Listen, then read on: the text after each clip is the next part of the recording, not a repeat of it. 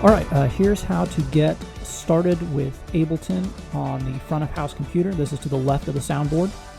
When you first open the computer, it will probably look something close to this. There should still be a few windows open. It's set to have everything open like this.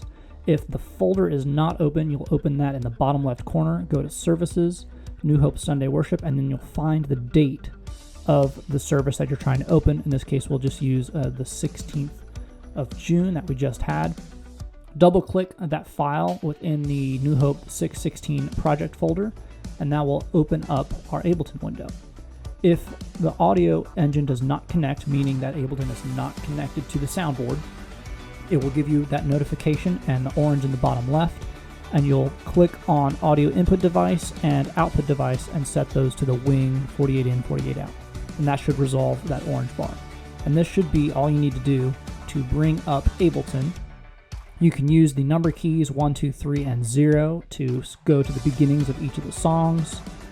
0 is obviously where we want to be at the very beginning of the service. You can open up the guide tracks. You can click on them individually, or you can hold down the Alt key or Option key and click on just one of those hamburger menus, and that will drop down all of the different guide tracks. If you want to skip to specific spots within a song, you can just click on that in the markers track for each song and then press spacebar to start if you want to rehearse a specific spot in a song.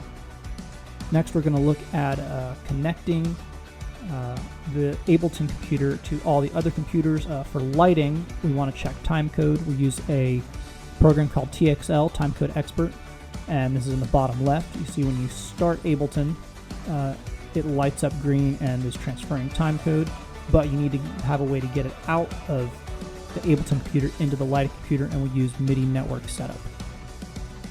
So you click on Ableton front of house, and it'll have a arrow pointing to what it's supposed to go to. So Ableton FOH to Pro Presenter. You'll click on that. You'll go down and click on New Hope Pro Presenter, and then connect.